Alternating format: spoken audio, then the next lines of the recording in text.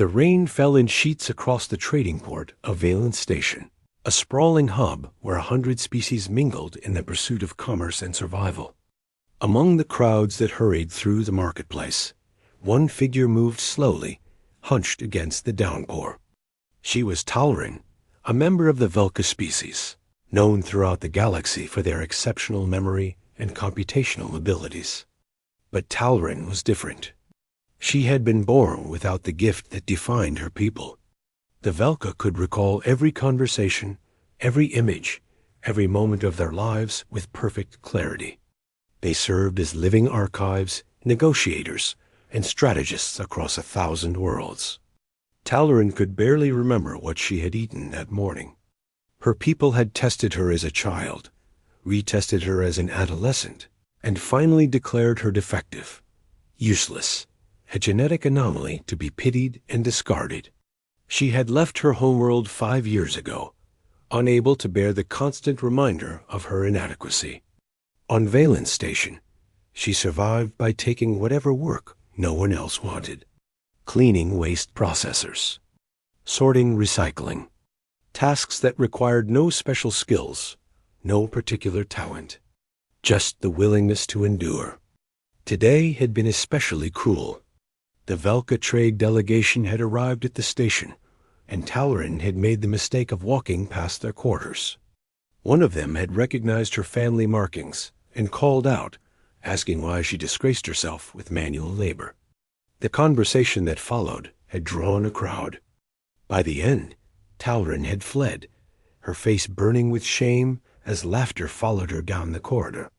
Now she stood in an alley behind the market district, letting the rain soak through her thin clothing. She had nowhere to go. Her quarters were 3 levels down in the cheapest section of the station, a coffin-sized cube she could barely afford. She did not want to return there yet.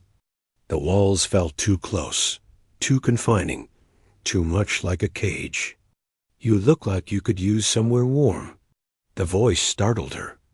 Talrin turned to see a human standing in the doorway of a small shop. He was older, perhaps 50 by human standards, with gray threading through his dark hair. He wore simple clothes and held a steaming cup in one hand. "I have no credits," Talrin said automatically. "Did I ask for any?" The human stepped aside, gesturing into the shop. "Come on. You will catch your death out here." Talrin hesitated. Humans were relatively new to the galactic community, having achieved faster-than-light travel only 30 years ago. They were known for being peculiar, unpredictable, and occasionally dangerous. But the rain was cold, and the human's expression seemed genuine. She stepped inside. The shop was small and cluttered, filled with an eclectic collection of items that seemed to have no organizing principle. Old books sat next to crystalline data cores. Mechanical tools hung on walls beside alien artwork. The human closed the door behind her and handed her a towel. "Name's David," he said. "I run this place. Well, I say run. Mostly I just buy interesting things and hope someone eventually wants them." "Talrin," she replied, drying her face. "Why would you help me?" David shrugged. "You looked like you needed it. That is usually reason enough." Over the next hour, Talrin found herself telling David her story. She had not intended to, but the human listened without judgment, asking occasional questions, and somehow the words came. She told him about her people, about the gift she lacked, about the years of trying to find a place where she belonged. "So they measure worth by one specific ability," David said when she finished. "And because you do not have it, they decided you have no value at all." "It is not just an ability," Talrin said quietly. "It is who we are. Without it, I am not truly Velka." David stood and moved to a shelf, pulling down an ancient Earth book. There was a human named Einstein, brilliant physicist, changed our understanding of the universe. You know what his teachers said about him when he was young? That he was slow, that he would never amount to anything.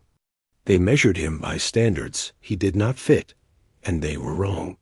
"I am not a genius in hiding," Talrin said. "Maybe not," David agreed. "But you are not useless either. You just have not found the right question to answer yet." The words settled over Talrin like a blanket. She did not entirely believe them, but they eased something tight in her chest. David offered her work. Simple tasks at first. Organizing inventory, cleaning the shop, helping customers.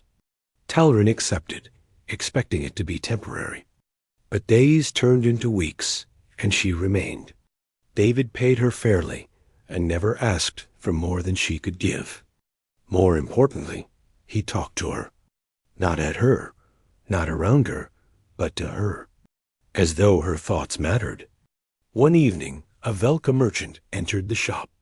Talrin recognized him immediately as part of the delegation that had humiliated her weeks ago. She froze behind the counter, hoping he would not notice her. "I require information," the merchant said to David. "I seek a human artifact from the pre-space flight era. A navigation device called a sextant." David glanced at his cluttered shelves. "I might have one somewhere. The organization system here is more art than science." The merchant's expression showed disdain. How inefficient. A proper Velka could locate any item instantly. "Sure," David said mildly. "But I am not Velka. Talrin, do you remember where we put that brass thing with the mirrors?" Talrin blinked. She did remember. She had organized that section last week, placing similar items together based on function rather than origin. Third shelf, left side, behind the Rigelian compass. David retrieved it immediately and placed it on the counter. The merchant examined it, surprise flickering across his features as he looked at Talrin. "You organized this system?" he asked. "Yes," Talrin said. "It is illogical. Items are grouped by purpose rather than species of origin or temporal period." "It is logical for humans," David interjected. "We look for things based on what they do, not where they came from." Talrin understood that. She adapted her thinking to fit the need. The merchant completed his purchase and left, but not before giving Talrin a long, considering look. After he departed, David turned to her. "You see? You cannot do what other Velka do. But you can do something they cannot. You can think differently." Talrin considered this. Her entire life, she had been measured against a single standard and found wanting. It had never occurred to her that different did not necessarily mean lesser. Over the following months, Talrin began to experiment. She started organizing not just David's shop, but her own thoughts. She could not remember everything, but she could recognize patterns. She could see connections that others missed because they were too busy cataloging data to notice the relationships between pieces.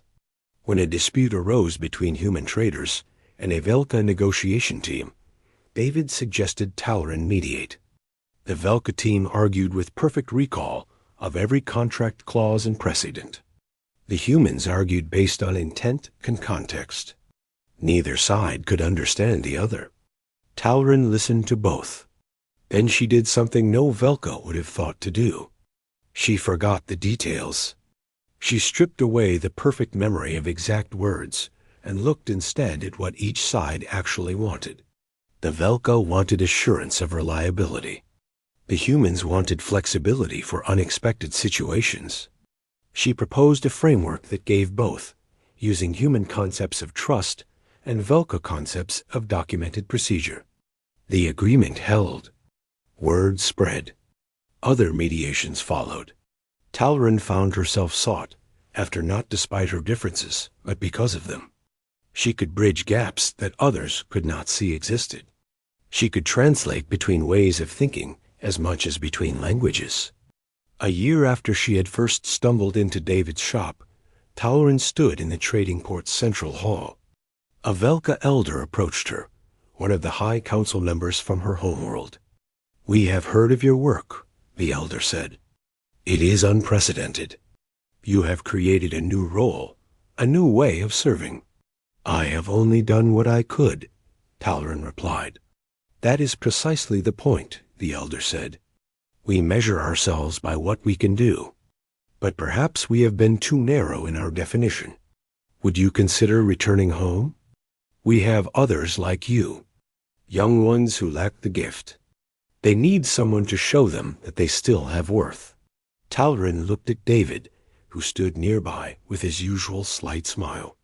I will return, she said slowly, but not to stay. I will visit. I will teach. But my home is here now. The elder nodded and departed.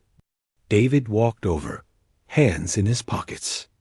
So, you are turning down a chance to go back in triumph. I am choosing to stay where I am valued, Talrin said. Where someone saw me not as broken, but as different. Where one human gave me shelter when my own people would not. I just gave you a towel and some work, David said. You gave me a chance, Talrin corrected. That was enough. She looked out at the station, at the countless beings moving through their lives, each carrying their own stories of belonging and exile. Somewhere out there, others like her were struggling to find their place. Perhaps she could help them too, not by being what her people expected, but by being what she actually was, different, useful in unexpected ways, valuable precisely because she did not fit the mold. The rain had stopped. Through the station's viewports, stars gleamed in the darkness. Talrin smiled and turned back to the shop, to the human who had seen worth where her own people had seen only lack, and to the future she was building one day at a time.